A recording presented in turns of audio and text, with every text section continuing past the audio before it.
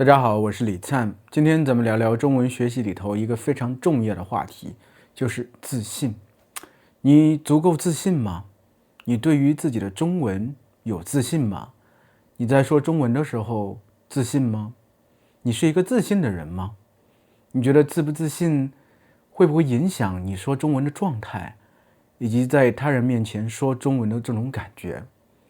自信，我觉得是一个非常非常重要的话题。它其实是一个根本性的问题。为什么这么说呢？因为它关乎你说中文一个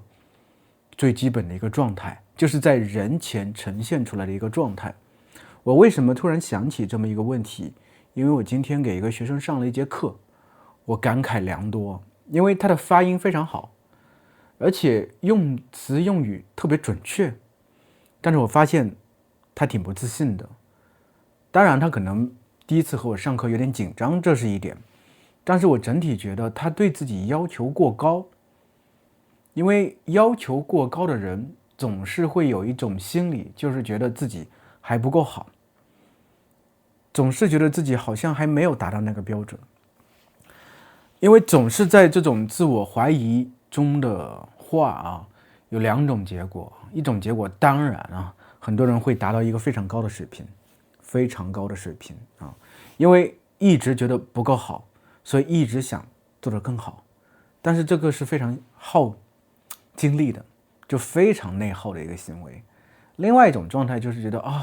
我好像永远也达不到那个标准，太难了。那么可能慢慢的也有放弃，因为毕竟说实话，在看我视频的朋友都是中文学习者，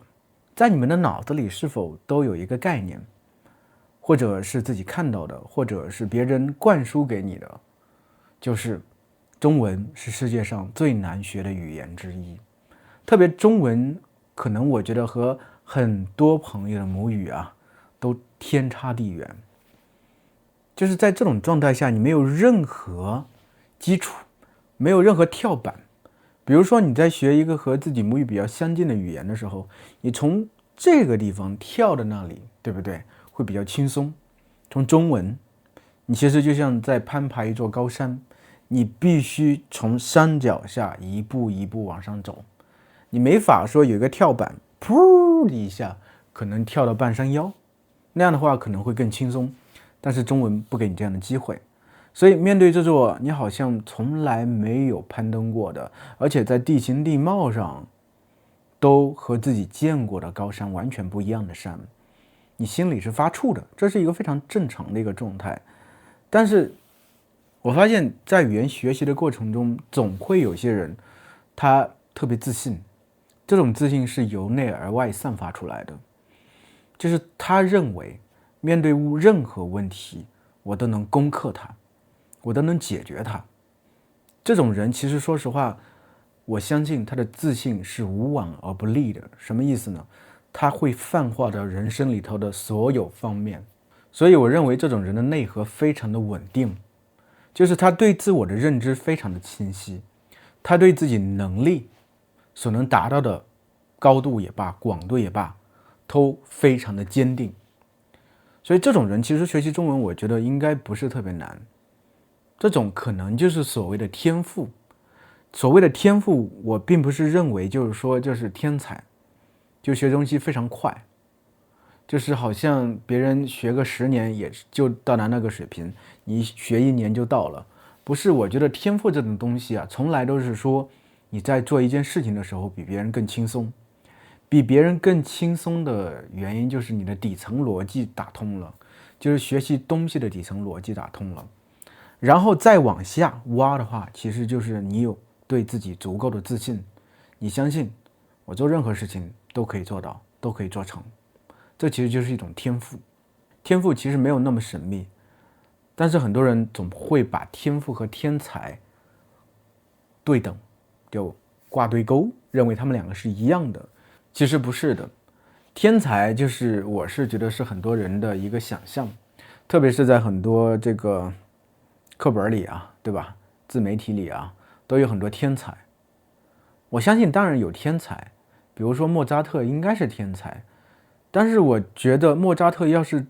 在那之前没有足够多的练习的话，他也不能有那个成就。就是我们很多人会忽略掉天才所付出的努力，其实天才可能比你付出努力更多，因为他在这个领域非常的擅长，所以他入手非常容易，他也特别容易得到满足，获得好的反馈，所以他会投入更多的时间和精力，把这门东西做的真的是精益求精，做到顶级的水平。很多人脑子里会认为天才就是那种轻而易举能做好任何事情的人，我不是这样认为的。我觉得天才其实就是一个首先做这个事情他比别人稍微能轻松一些，入手稍微容易一些的这么一种人。最重要的就是他的内核非常稳定，他对自己极其的自信。那这种自信是不是天生的呢？这个其实也是我最近一直在考虑的一个事情，就自信这种东西究竟是不是天生的？我相信自信在一定程度上和你的家庭有很大关系，就是你的家庭，就是你的父母会赋予你一些自信，因为比如说他们非常爱你，你在小时候已经得到足够多的爱，那你说实话从小就是应该是一个非常自爱的人。自爱的人容易有自信，但是它并不是全部。假如只有父母的爱，但是你在面对生活里头的许多事情，就是成长的过程中，你会面对很多事情，当然会有学业上的事情，会有兴趣爱好的事情，一些竞技类的事情等等。在面对这些事情的时候，你肯定会遇到很多的困难和挫折。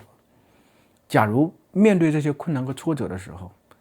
你都因为害怕失败而规避了，而逃避了，那么你最终你之前可能从父母那里得到的一些自信的感觉会慢慢的消失，因为他们所给予的能量不足以支撑你整个人生。你整个人生的养料，这种能量，我觉得需要通过你一次一次去克服人生里头的遇到许多问题，然后带给你更多的好的感受，这些好的感受不断累积，才会让你这个人越来越自信。很多人不够自信，我们最开始的时候，虽然一开始说的是学习中文的事情，但是这所有东西底层逻辑都是通的。你在说中文的时候不够自信，那是因为你本身底层就不够的自信，你觉得自己还不够好，你会不断的怀疑自己。那认为自己不够好，可能在你的人生的很长的一段时间里头，你都在做很多事情的时候没有得到足够多的正向的反馈，让你觉得你自己足够的好。你好好想一下，是不是这么一个道理？其实这个事情对我自己是适用的。我在很长一段时间里都觉得自己是一个特别平平无奇的人，没有特别出彩的地方。对比他人而言，在学业上，在工作上，好像都是一个在人群里一下子就淹没了这么一个人，谁也不会注意到你。所以我觉得我是一个没有天赋的人，我是没有任何独特之处的人，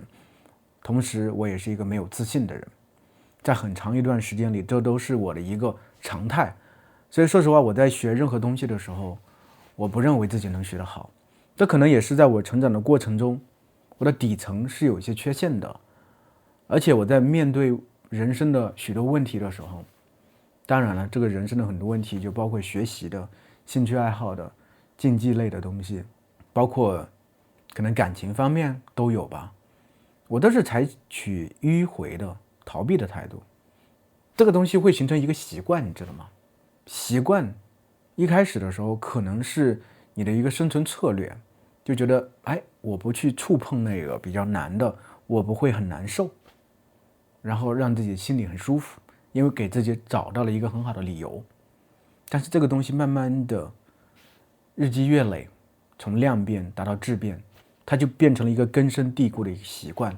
它就会泛化到你的生活里的所有层面。我头38年的人生就是如此的。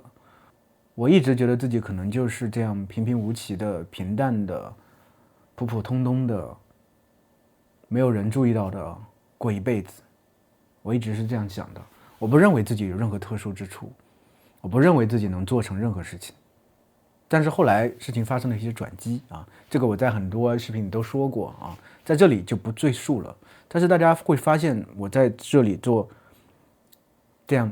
口播啊，或者侃侃而谈的时候，我是非常自信的，因为我相信自己能做好。这个状态其实就是不断的通过做视频，然后得到反馈，然后不断的发现自己，哎，我有很多闪光点，然后这个能力它会泛化到我的生活里的很多层面。比如说我写作的时候，以前我一直想当一个作家，但我一直不知道自己应该写什么。但后来我开始写了，我发现哎很容易啊，而且越来越有感觉。就是我在写的时候，其实我已经知道自己能写得很好了，我已经真的发现自己写作上的才能了，发现这个天赋了。这就是我在可能是因为做中文老师，在做自媒体的中文老师带给我的一些真实的一些感受、真实的能量，或者说真实的累积的自信。就算包括，其实我是真正做中文老师是从去年开始做的，去年年末的时候吧，之前也做过一段时间，后来停了。真正去年年末的时候开始做中文老师，我老婆就说你可能招不到生，就是你招不到学生。